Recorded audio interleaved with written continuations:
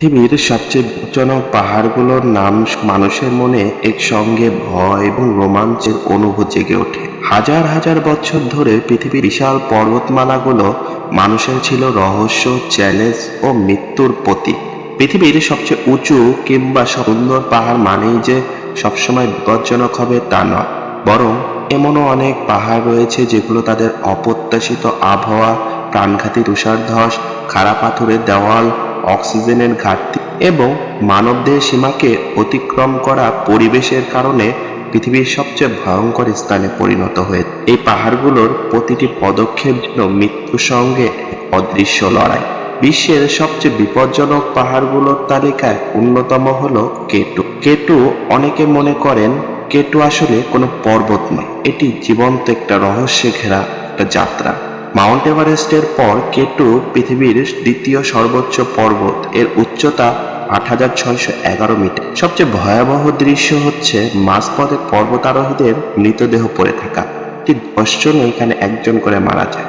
এটি পাকিস্তান এবং চীনা সীমান্তের কারাকোরাম পর্বতমালায় অবস্থিত, কিন্তু উচ্চতায় দ্বিতীয় হলেও বিপদের দিক থেকে এটিকে অনেকেই স্যাভেজ মাউন্টেন বলে ডাকে, কারণ এখানে আবহাওয়া কয়েক মিনিটে বদলে যায়। তুষার ধস, পাথর ধস খুব সাধারণ ঘটনা, আর অক্সিজেনের অভাবে মানুষ ধীরে ধীরে মৃত্যুর দিকে এগিয়ে যেতে থাকে। অনেক পর্বতারোহী বলে এভারেস্ট তোমাকে উঠতে দেয়, কিন্তু কেটু তোমাকে পরীক্ষা নেয়। কেটু নামটি এসেছে কারাকোরাম 2 থেকে। ব্রিটিশ জরিপকারী এই অঞ্চলের পাহাড়গুলোকে K1, K2, K3 নামে চিহ্নিত করেছিল, কিন্তু সময়ের সঙ্গে সঙ্গে কেটু হয়ে ওঠে মৃত্যুর প্রতীক।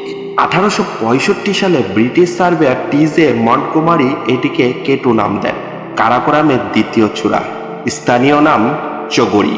কেটু অনেক পর্বতারোহীর কাছে মাউন্ট এভারেস্টের তো বেশি ভয়ঙ্কর, কারণ এভারেস্ট তুলনামূলক স্থায়ী রুট, ক্যাম্প, গাইডিং সিস্টেম থাকলেও কেটু অনেক বেশি খাড়া, অনিশ্চিত, প্রযুক্তিগতভাবে কঠিন।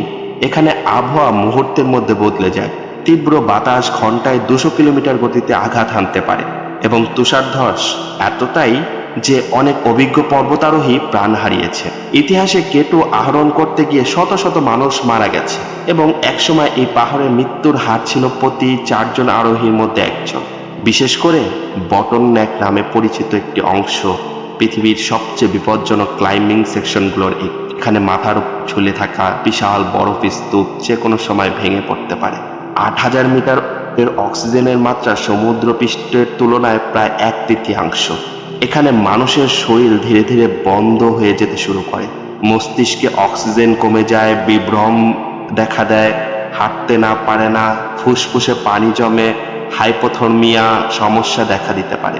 ৩১ জুলাই ১৯৫৪ কেটুতে সর্বপ্রথম আহরণ করে ইটালিয়ান নাগরিক আচিলে কম্পাগনানি ও লিনো লেসডেল্লি। ২০২৫ সালে প্রায় ৯০০ থেকে ৯৬০ জন পর্বতারোহী সফলভাবে কেটু চূড়ায় পৌঁছেছেন। তবে এই সংখ্যার বিপরীতে অনেক অভিযাত্রী প্রাণও হারিয়েছে, যা কেটুকে পৃথিবীর সবচেয়ে ভয়ঙ্কর পর্বতমালার একটি করে তুলেছে। ১৯৫৪ সালে প্রথম সফল সামিটের পর থেকে ২০২৫ সাল পর্যন্ত প্রায় ৯৬ থেকে ১০০ জন পর্বতারোহী প্রাণ হারিয়েছে। এই সংখ্যা সময়ের সঙ্গে সঙ্গে কিছুটা পরিবর্তিত হয়, কারণ বিভিন্ন অভিযানের তথ্য আপডেট হতে একটু সময় লাগে। ২০০৮ সালে কেটুর ইতিহাসে সবচেয়ে ভয়াবহ ট্র্যাজেডির একটি ঘটে। কি হয়েছিল সেদিন? সামিট এর সময় একটি বিশাল বরফখণ্ড ভেঙে পড়ে, ফিক্সড রোপ ছিঁড়ে যায়, ক্লাইম্বাররা নামার পথ হারিয়ে ফেলে, অনেকে রাতভর ডেড জোনে আটকা পড়ে। ফলাফল, মাত্র এক রাতেই ১১ জন পর্বতারোহী মারা যায়। এই ঘটনা কেটুকে আবারও স্যাভেজ মাউন্টেন হিসাবে কৃত করে তোলে। পৃথিবীর শেষ অজেয় ৮০০০ মিটারের পাহাড়।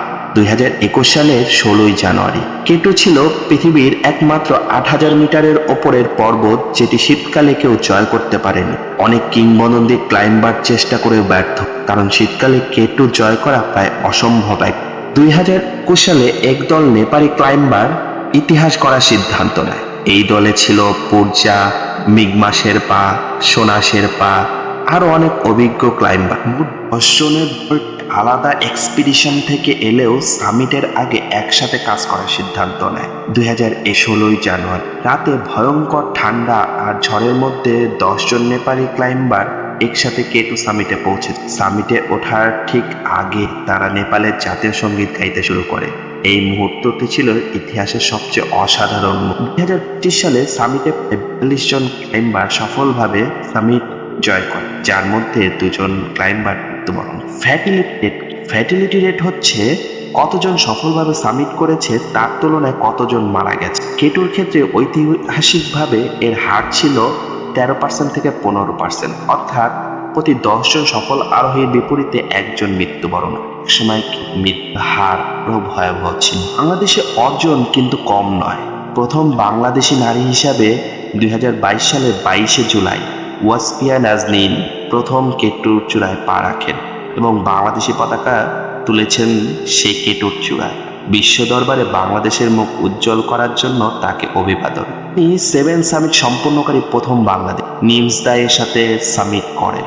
কেটু শুধু একটি পর্বত নয়, এটি মানুষের সাহস, অধ্যবসায় ও প্রকৃতির শক্তির গল্প। যারা চেষ্টা করে তারা জানে কেটু তোমাকে মারতে চায়, তুমি কিন্তু যদি ফাঁদে ফিরে আসো তাহলে তুমি। যদি আধুনিক প্রযুক্তি, উন্নত ওয়েদার ফরকাস্ট এবং হেলিকপ্টার রেস্কিউ সিস্টেম এখন আগের চেয়েও অনেক বেটার, তবুও কেটু কিন্তু এখনো অনেক বিপজ্জনক। কারণ mountain itself never change, human body still weak at 8000 metre, one mistake can still mean death. পৃথিবীর সবচেয়ে সুন্দর পাহাড়গুলোর একটি, আবার সবচেয়ে নির্মম। কেটু শুধু একটি পর্বত নয়, মানুষের সাহস, ভয় আর মৃত্যুর শ্রমিক। ধন্যবাদ আমাদের সাথে থাকার জন্য। ভিডিওটি যদি ভালো লেগে থাকে আমাদের চ্যানেলটি অবশ্যই সাবস্ক্রাইব করবেন। আসসালামু আলাইকুম ওয়া রাহমাতুল্লাহি ওয়া বারাকাতুহু।